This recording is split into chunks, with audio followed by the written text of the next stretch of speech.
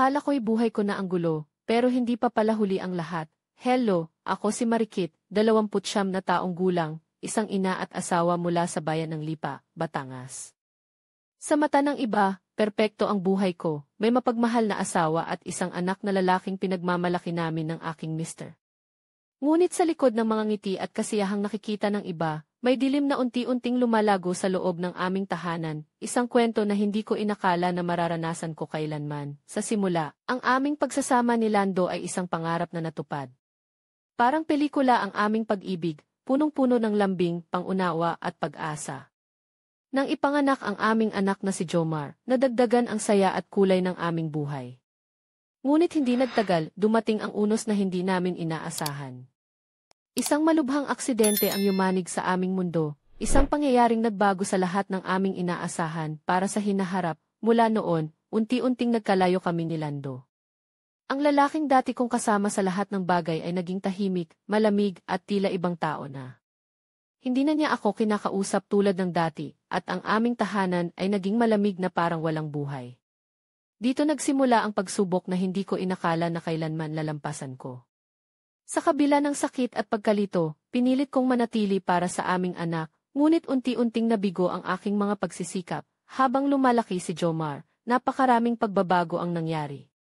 Isa sa mga pinakamahirap na bahagi ay nang makita niya ang aking lihim na pakikipag-usap sa isang taong kakaiba sa aming buhay. Ang taong iyon ay nagbigay ng pansamantalang aliw sa gitna ng aking kalungkutan at pag-iisa. Dito nagsimula ang masalimuot na bahagi ng aking kwento, isang bahagi na puno ng pagsisisi, pangamba, at mga hindi inaasahang pangyayari. Sa mga susunod na bahagi ng kwento ko, isasalaysay ko ang lahat, mula sa mga sandaling nagdulot ng saya, hanggang sa mga pangyayaring nagbago sa takbo ng buhay namin ni Lando at Jomar. Handa na ba kayo makinig sa kwento ng isang babaeng nagmahal, nasaktan, at naghangad ng pag-asa sa gitna ng unos? Tara, samahan niyo akong balikan ang mga pangyayaring ito, at maranasan ang bawat damdamin na bumalot sa akin sa panahong iyon. Mula nang mangyari ang aksidente ni Lando, unti-unti nang nag-iba ang lahat sa aming buhay sa Lipa. Hindi ko na siya kilala, hindi na siya yung lalaking lagi kong kasama sa bawat kwento at pangarap. Naging tahimik siya, laging pagod, at madalas na lang nakaupo sa sulok ng aming sala, nakatingin sa malayo na parang walang pakialam sa mundo. Si Jomar naman, ang aming anak, ay lumalaki ng mabilis, puno ng saya at enerhiya, pero ramdam ko sa kanya ang pagbabago, parang may inililihim siyang bigat na hindi niya masabi. Sinubukan kong panatilihin ang aming pamilya, pero palagi akong nakararamdam ng kalungkutan at pagkabigo. Sa kabila ng lahat, hindi ko pinabayaan si Jomar, siya ang naging lakas ko. Pero sa mga sandaling nag-iisa ako, nadarama ko ang pangulila sa isang buhay na dati naming tinamasa, ang buhay na may pagmamahalan at pag-aaruga, dahil sa sobrang lungkot at kawalan ng atensyon ni Lando. Napasubo ako sa paggamit ng social media bilang takas sa realidad. Doon ako nakilala si Marco, isang lalaking higit 7 taon ang nakababata sa akin mula sa Batangas City. Sa una, simpleng usapan lang ito, mga biro, mga papuri, at mga salitang nagbigay sa akin ng pansamantalang ligaya. Sa bawat mensahe niya, nakakalimutan ko ang bigat ng buhay ko, ang galit ni Lando, at ang mga araw na puno ng luha. Unti-unti, naging malalim ang aming pag-uusap. Nagsimula akong magbukas sa kanya tungkol sa mga problema namin ni Lando, kung paano ang dating masiglang asawa ko ay naging tahimik at malayo. Paano ako naging isang ina na nag-iisa sa pagharap sa mga hamon ng buhay. Si Marco ang naging kausap ko sa lahat ng bagay, ang naging katahimikan sa gitna ng aking gulo, ngunit nangyari ang isang hindi inaasahang bagay. Isang gabi, habang nag-uusap kami ni Marco sa video call, naramdaman ko ang kakaibang tensyon. Nais niyang makita kung anong suot ko, at sa kabila ng aking pag-aalinlangan, sinubukan kong limitahan ang mga pinapakita ko dahil alam kong may mga tao sa bahay. Pero sa isang iglap, naramdaman kong nilalampasan ko na ang hangganan ng tama. Ako ang nagulat sa sarili ko nang bigla na lang may kumatok sa pinto, si Jomar, na hindi ko inaasahan na makakakita ng ganoong eksena. Hindi ko alam kung paano ko haharapin ang mga sandaling iyon. Ang mga mata ni Jomar ay puno ng pagkadismaya at galit. Ang mga salita niya ay matalim at masakit, mga salita na hindi ko inakala na maririnig ko mula sa anak ko. Hindi ito tama, nanay, sabi niya, paano mo nagawang gawin ito sa amin? Hindi ko alam kung paano ipaliwanag sa kanya na isang pagkakamali lang iyon, isang sandaling kahinaan sa gitna ng aking pagkalito. Mula noon, nag-iba ang lahat. Ang dating masayang anak ko ay naging isang taong puno ng galit at pagbabanta. Palagi niyang sinisiguro na alam ko na hindi niya ako tinitingnan ng pareho. Ang mga araw namin ay puno na ng takot at tensyon. Hindi ko na alam kung paano haharapin ang anak na dati kong iniingatan at minahal ng buong puso. Sa kabila ng lahat, nananatili ako sa isang lugar na puno ng panghihinayang at pagsisisi, naghahanap ng paraan upang maibalik ang dati naming buhay na puno ng pagmamahal. Hindi ko inakala na unti-unting magiging ganito ang relasyon namin ni Jomar. Mula nang makita niya ako sa video call kasama si Marco, iba na ang tingin niya sa akin. Hindi na ako ang ina na kanyang kinikilala, parang naging estranghero ako sa sariling tahanan. Lagi na lang ang sigalot at pagtatalo. Palagi niyang hinihingi ang gusto niya, parang ako ang utang niya ng buhay. Bigyan mo ako ng pera. Kailangan ko to. Ang madalas niyang sigaw. Hindi niya alintana kung saan ako kukuha, basta't makuha lang niya ang nais niya. Hindi ko na alam kung paano ko pipigilan ang mga hiling niya. Minsan, hindi ko na nga kayang ibigay ang lahat ng gusto niya dahil kulang ang kinikita namin ni Lando. Pero sa takot na baka sabihin niya sa tatay niya ang lahat ng nangyari, sumasang-ayon ako sa mga hinihingi niya. Parang ako na ang alipin sa sariling anak. Sa kabila ng lahat, nananatili akong ina na nais siyang protektahan kahit pa ganoon ang trato niya sa akin. Si Lando naman, sa kabila ng lahat, ay napapansin ang pagbabago kay Jomar. Sinubukan niyang ipaliwanag sa akin na normal lang daw ang mga pagbabago sa panahon ng kabataan, at madalas daw ay gusto lang nilang makisabay sa mga kaibigan nila. Ngunit sa puso ko, ramdam kong may mas malalim na problema. Hindi ko alam kung paano ko siya tutulungan o kung paano ko maibabalik ang tiwala at pagmamahal na dati naming pinagsaluhan. Habang patuloy ang aming mga problema, lalo akong napapaisip sa mga nangyari sa akin at sa aming pamilya. Bakit ba ganito ang nangyari? Bakit ako ang kailangang magdusa? Palagi kong tinatanong sa sarili kung may paraan pa ba para ayusin ang lahat, para muling maging buo ang pamilya namin. Ngunit habang tumatagal, parang lalo lang lumalala ang sitwasyon, nangyari ang lahat ng hindi ko inaasahan, at ngayon ay nahaharap ako sa isang malaking krisis na hindi ko alam kung paano lulutasin. Sa kabila ng lahat, may isang bagay na patuloy na bumabalik sa isip ko. Paano ko mapapanumbalik ang pagmamahal at tiwala ng aking pamilya bago patuluyang masira ang lahat? Sa mga susunod na bahagi ng kwento, ibabahagi ko ang mga sandaling iyon, ang mga desisyong kailangang gawin at ang mga pagsubok na kailangang lampasan. Marahil ay may pag-asa pa. Ngunit kailangang harapin ko ang mga pinakamadilim na bahagi ng aking buhay. At sa dulo ng lahat ng ito, isang lihim ang magbubukas ng bagong kabanata sa aming pamilya, isang lihim na magbabago sa lahat ng aming inaakalang katotohanan. Ano kaya iyon? Samahan niyo akong tuklasin sa mga susunod na kwento. Hindi ko maipaliwanag ang bigat na nadarama ko tuwing nakikita ko si Jomar na unti-unting nagiging malamig at mapanakit sa akin. Hindi na siya ang masayahing anak na palaging kumakaway at mumingiti kapag ako'y dumadaan. Ngayon, lagi na siyang may tinatago, naglalakad ng may galit sa puso, at tinatakot ako sa mga salita niya. Kung hindi mo ako bigyan ng pera, sasabihin ko kay Papa lahat. Ito ang palagi niyang banta tuwing hindi ko nasusunod ang mga gusto niya. Hindi ko maintindihan kung saan nanggaling ang ganitong ugali niya. Napapaisip ako kung ito ba ay dahil sa mga nangyari sa amin ni Papa o dahil sa mga impluwensya ng mga kaibigan niya sa paaralan. Napakabigat ng sitwasyon sa bahay, at kahit anong pilit kong ipaliwanag sa kanya na hindi ko kayang ibigay lahat ng kanyang hinihingi, parang wala siyang pakialam. Parang ako ang naging tagapagbigay ng kanyang mga hinihiling ng walang kapalit, at unti-unti akong naubusan ng lakas at pag-asa. Si Lando naman ay tila walang pakialam sa nangyayari. Madalas siyang umuuwi ng late, pagod at tahimik. Hindi na niya ako tinitingnan tulad ng dati. Minsan, nararamdaman kong nawawalan siya ng interes sa amin ni Jomar. Ang dati naming masayang tahanan ay naging isang lugar ng katahimikan at pag-aalinlangan. Sa kabila ng lahat, hindi ko pa rin sinasuko ang aming pamilya. Pinipilit kong magpakatatag, naisip ko na kailangan kong maging matatag para kay Jomar, para kay Lando, at higit sa lahat, para sa sarili ko. Ngunit habang tumatagal, lalo lang lumalalim ang sugat na dulot ng mga pangyayaring ito. Sa bawat gabi, napapaisip ako kung may pag-asa pa ba na maibalik ang dati naming buhay, o kung ito na ba ang wakas ng aming pagsasama. Isang gabi, habang nag-iisa sa aming kwarto, biglang pumasok si Jomar nang walang paalam. Hindi ko inasahan ang kanyang mukha, punong-puno ng galit at pagkadismaya. Nanay, kailan mo ba matatapos yan? Hindi mo ba naiisip kung anong epekto ng ginagawa mo sa amin? Sakit na sakit ako sa mga salitang iyon, hindi ko alam kung paano ako makakatakas sa sitwasyong ito. Pakiramdam ko'y nawawalan na ako ng kontrol sa sarili kong buhay. At sa gitna ng lahat ng ito, may isang lihim na unti-unting lumalabas, isang lihim na magbabago sa lahat ng aming pagkakaintindihan at magdadala ng bagong unos sa aming pamilya. Ano kaya ang lihim na ito? At paano namin haharapin ang bagong pagsubok na ito? Hindi ko pa alam, ngunit handa akong harapin ang lahat ng ito. Kahit gaano man ito kahirap, ang kwento namin ay puno ng sugat, pag-asa at paglalaban.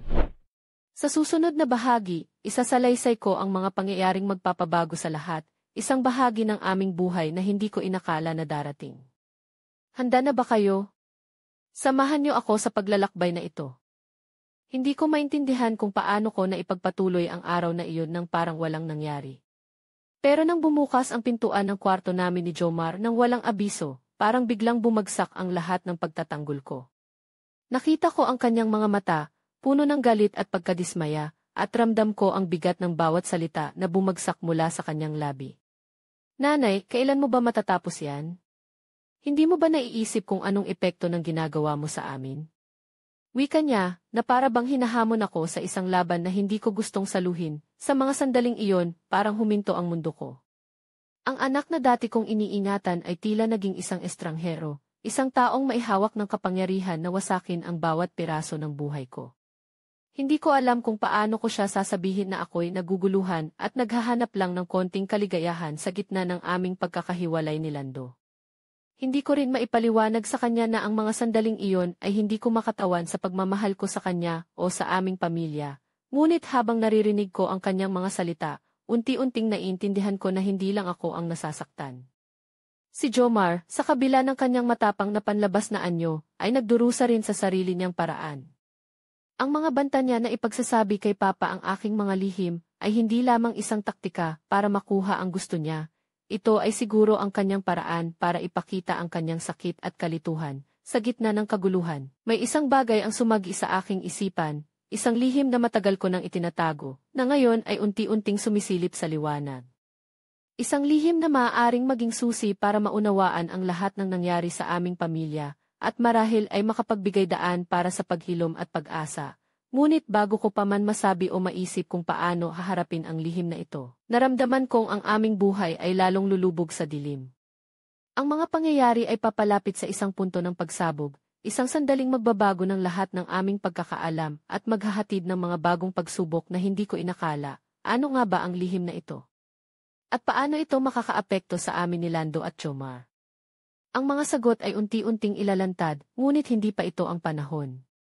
Sa ngayon, ang tanging alam ko ay ang puso ko ay sugatan, ang isip ko ay puno ng takot, at ang kinabukasan namin ay tila nakataya sa isang napakadelikadong laro. Sabay nating haharapin ang bawat hakbang ng kwento na ito, isang kwento ng pag-ibig, pagkabigo at pag-asa sa gitna ng unos.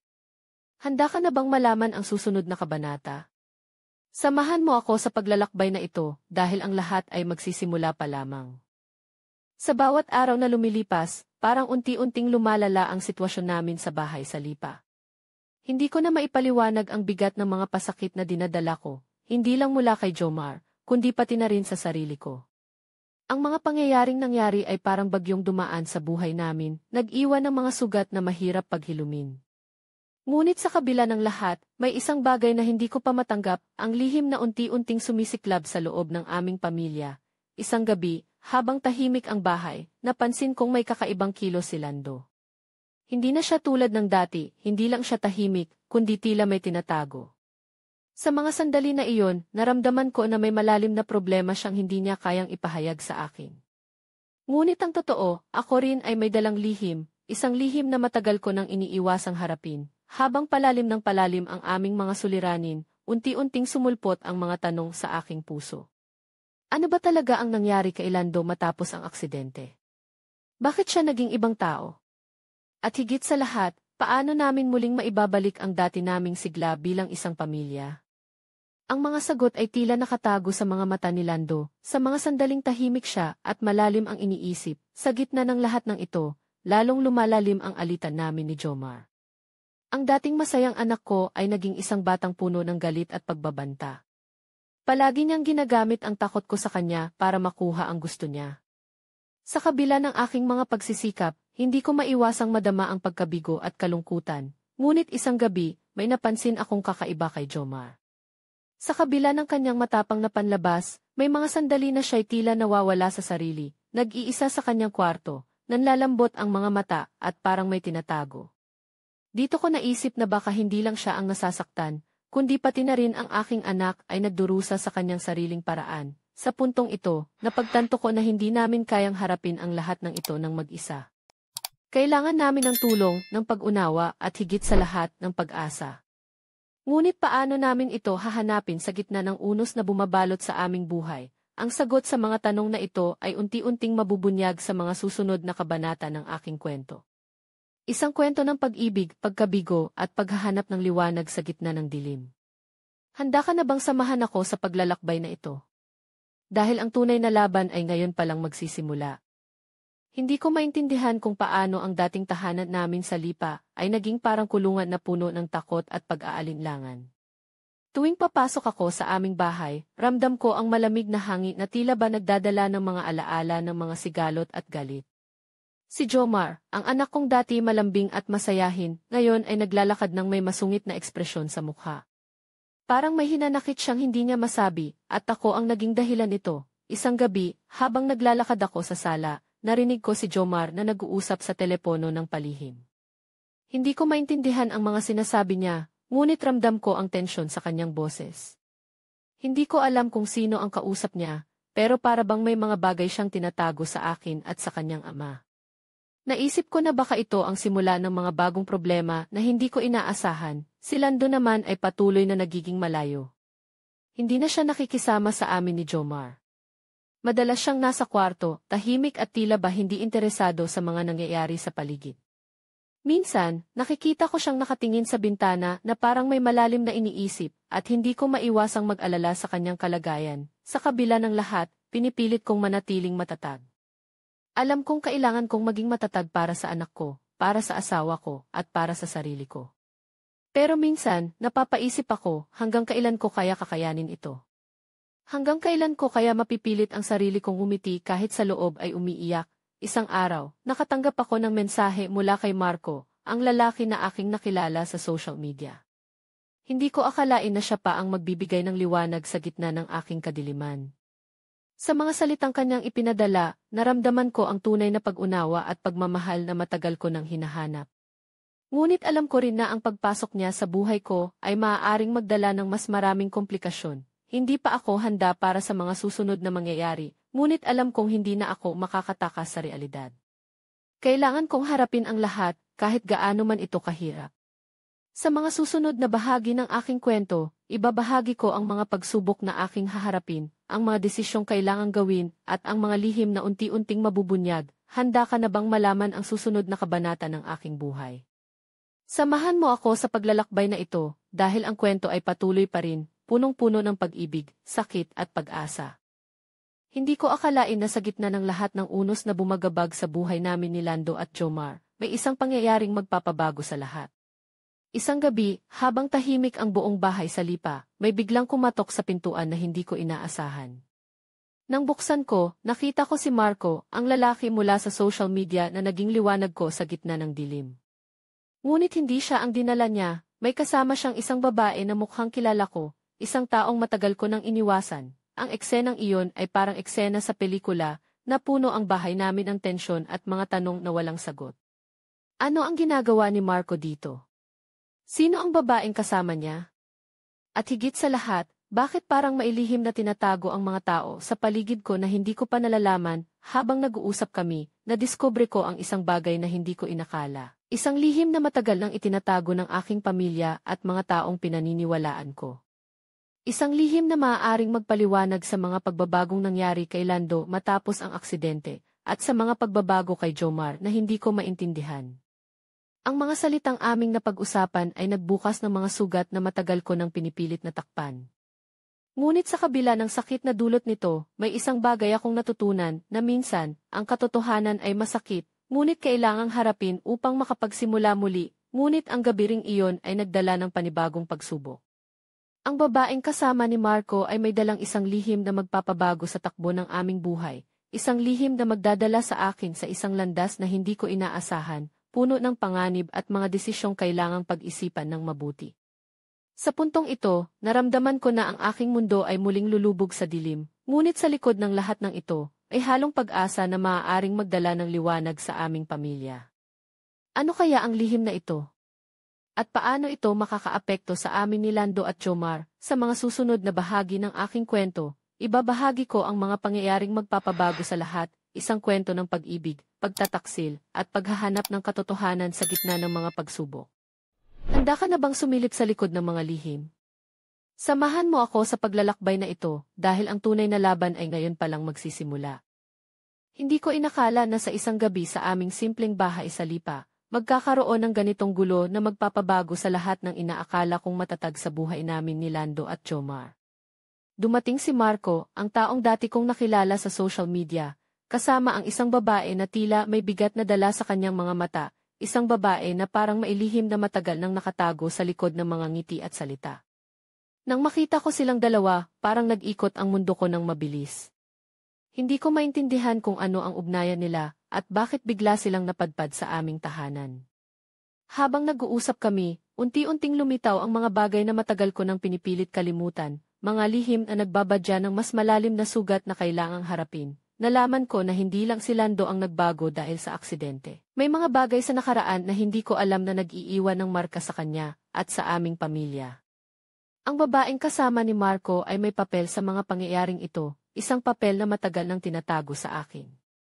Ang mga salitang kanilang binitiwan ay parang mga patalim na pumapasok sa puso ko, ngunit kailangan kong tanggapin ang katotohanan kahit gaano man ito kasakit. Ngunit bago ko pa man maproseso ang lahat ng ito, may isang bagay na mas lalo pang nagpatindi sa sitwasyon, isang lihim na parabang sumabog sa gitna ng aming buhay. Ang lihim na ito ay magdadala sa akin sa isang landas na puno ng panganib, pagtataksil, at mga desisyong kailangang pag-isipan ng mabuti. Sa kabila ng lahat, naramdaman ko na ang aking puso ay nagsisimulang magbago. Hindi na ako ang babae na dati, ang babaeng umaasa at nagtitiis. Ngayon, handa na akong harapin ang lahat ng ito, kahit gaano man ito kahirap. Kailangan kong kumilos, para sa sarili ko, para kay Jomar, at para kay Lando. Ano kaya ang susunod na hakbang na dapat kong gawin? Paano ko haharapin ang mga bagong pagsubok na ito? Sa mga susunod na bahagi ng aking kwento, isasalaysay ko ang aking mga desisyon, ang mga laban na aking haharapin, at ang mga lihim na unti-unting ilalantad. Handa ka na bang sumama sa akin sa paglalakbay na ito? Dahil ang kwento ay patuloy na magbubukas ng mga bagong kabanata, mga kabanatang puno ng pag-ibig, sakit, at pag-asa sa gitna ng dilim. Nang matapos ang gabing iyon, hindi ko maiwasang mag-isip ng malalim tungkol sa mga nangyari sa aming bahay sa Lipa. Ang pagdating ni Marco kasama ang babaeng iyon ay parang nagbukas ng mga pintuan na matagal na akong iniiwasan. Ang mga lihim na dati tinatago ko sa sarili ko ay unti-unting sumisilip sa liwanag, at hindi ko alam kung handa na ba akong harapin ang mga ito. Si Lando, na dati kong minahal ng buong puso, ay tila naging isang estranghero. Hindi ko maintindihan kung ano ang nangyari sa kanya sa loob ng 3 buwan na nasa ospital siya. Ang mga pagbabago sa kanyang ugali ay masakit na katotohanan na hindi ko kayang baliwalain.